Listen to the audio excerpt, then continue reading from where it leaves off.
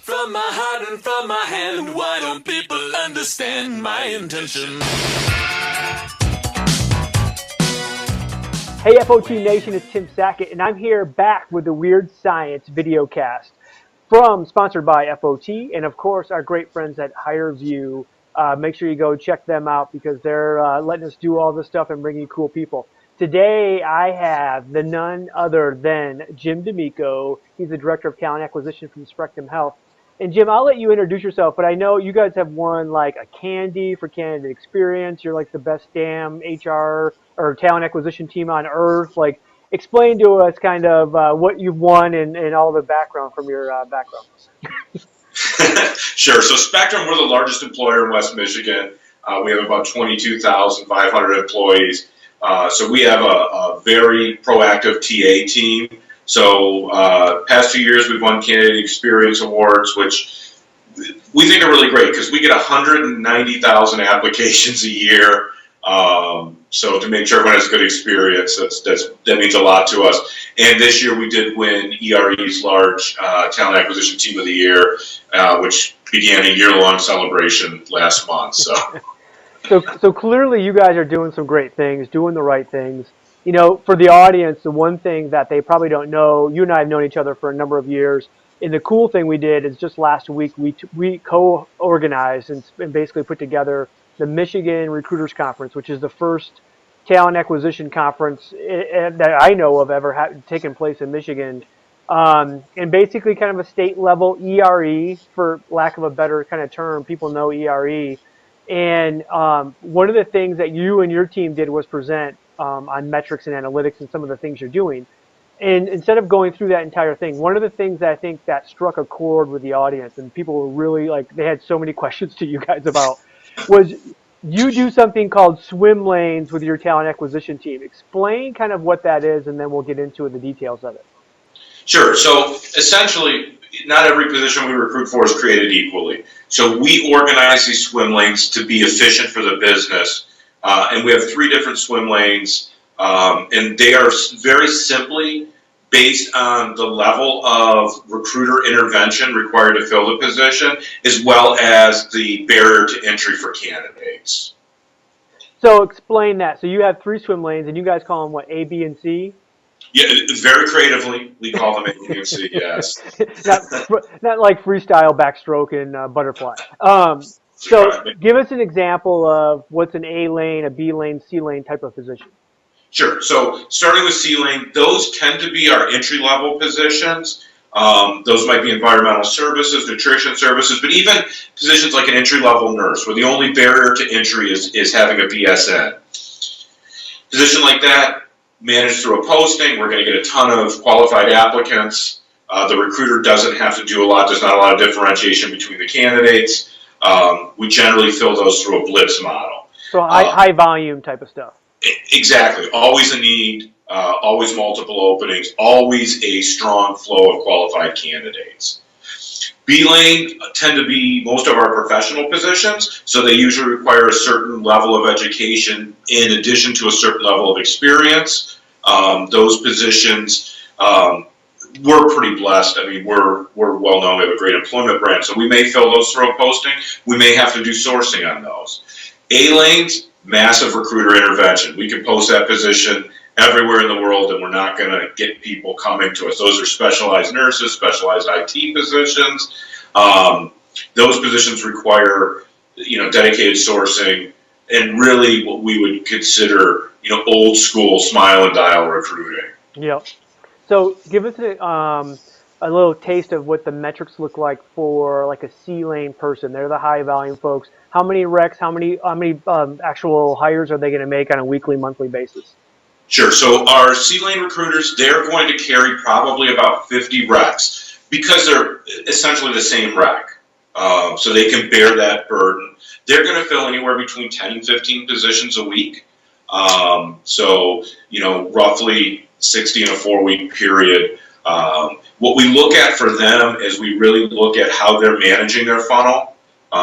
So when we look at their metrics, we want to make sure that they're using good data management techniques, they're keeping the pool manageable, they're bringing in enough people to meet the need of the business, and then our hiring conversion from it's good. Cool. And so B lane.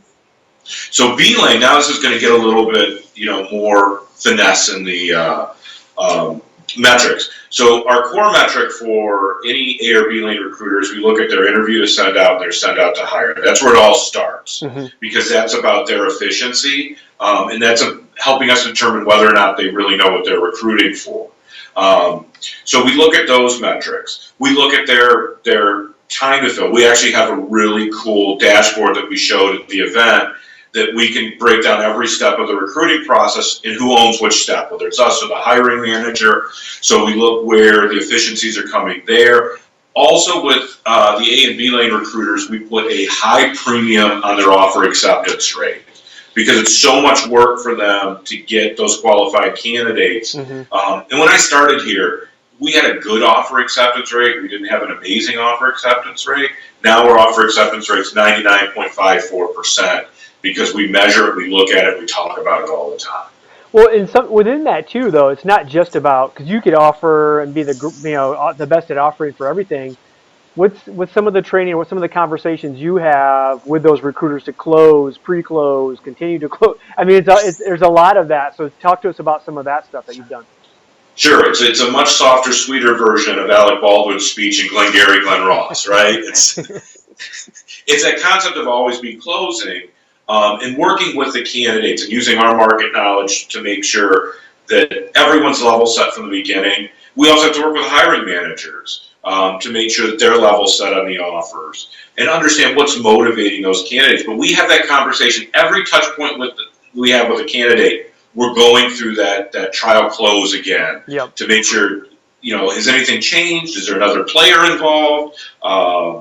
Is there anything that you need? Are you going to be fishing for a counter offer? There's a lot of details that we want to go through, but by doing that work up front, that's way easier than starting the search again. Well, and I think it's a metric, and I've talked about this, that that's not a lot of companies that necessarily look at that. They just tend to think, they look at a lot of things in the funnel, right, from the top all the way down, and then they go, this person they declined the offer, and they just couldn't, their kids didn't want to move from Arizona or whatever, and you're like going, that should have been a top funnel off, that should have been in the top of the funnel, right? We should have known that right away that was going to be an issue. And it tends to be something on the agency side that we're so used to working with and doing, because we're that sure thing, right? We're the hooker of the industry, so we better come through when we say we have an offer for somebody.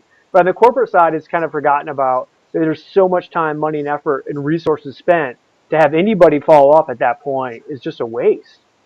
Yeah, absolutely. And I really question why we would tolerate that in a corporate setting.